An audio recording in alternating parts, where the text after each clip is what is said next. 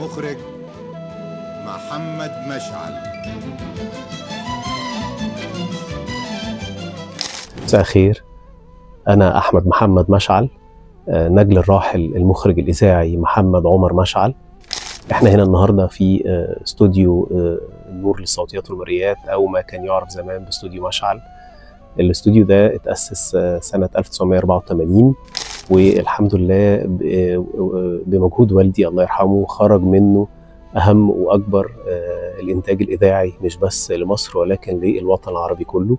المكان هنا اتأسس عليه إذاعات كتير جدا في الخليج العربي، خرج منه أكتر من 5000 ساعة من الإنتاج الإذاعي.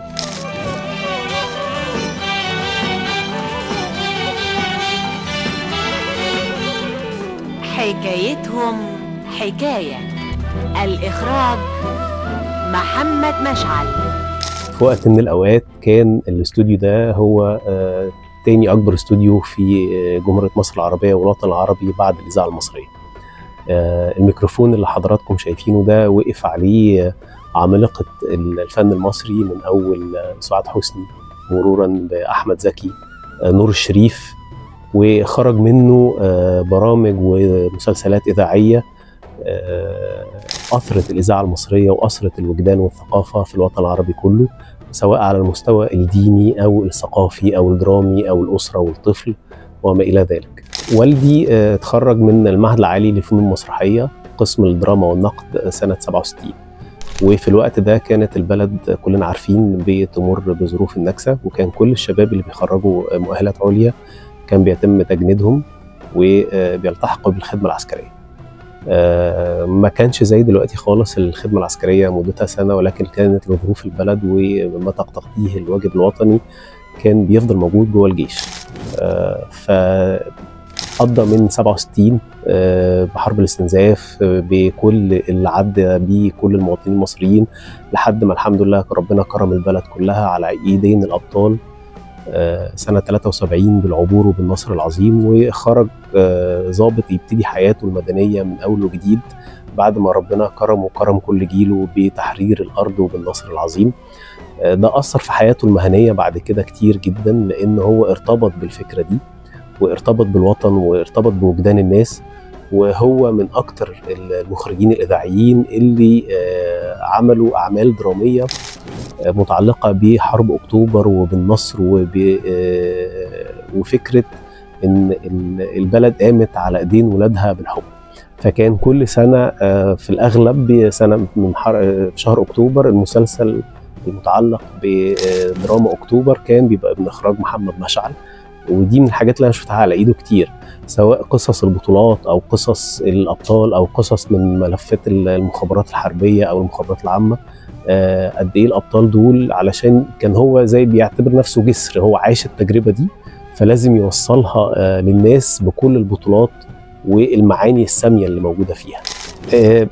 المكان ده بالنسبه لي انا اتربيت فيه طبعا، والمكان هنا فيه ناس كتير جدا من زملاء الوالد الله يرحمه بيحبوا يجوا هنا، ولما بيجوا هنا يقولوا احنا كان لينا هنا حكايات طويله.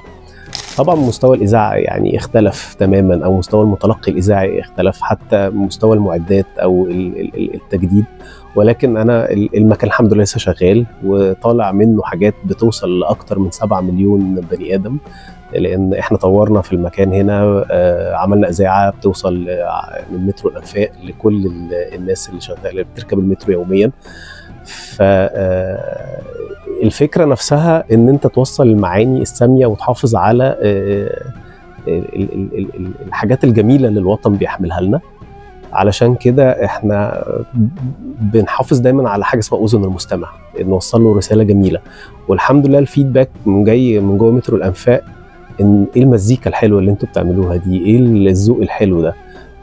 الناس مش هتقدر تمنع عنها اي حاجة، ولكن انت تقدر تديها الحاجة الكويسة فتفضل هي مرتبطة بيها، وده اللي احنا بنحاول نكمله في المكان هنا، وبنحاول دي رسالتنا، ان حتى في مترو الأنفاق المزيكا الراقية هي اللي بتطرد اي حاجة تانية.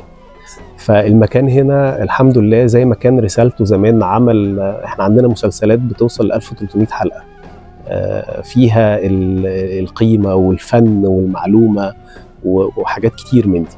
والحمد لله في اذاعات في الخليج اتاسست بالانتاجات اللي بتخرج من الانتاج الاذاعي اللي بيخرج من المكان ده. الاذاعه ما اتغيرتش، ولكن ازاي توصل لناس بطريقه مختلفه. ممكن دلوقتي تكون بتسميها البودكاست المسموع، احنا بنوصل لهم عن طريق اذاعه المترو.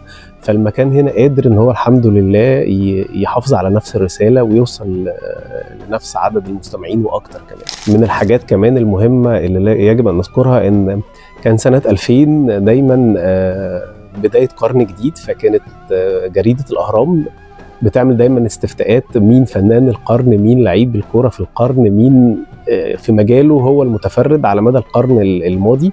والحمد لله محمد مشعل سنة 2000 تم اختياره عن هو مخرج الإذاعة عن القرن العشرين في استفتاء جريدة الأهرام.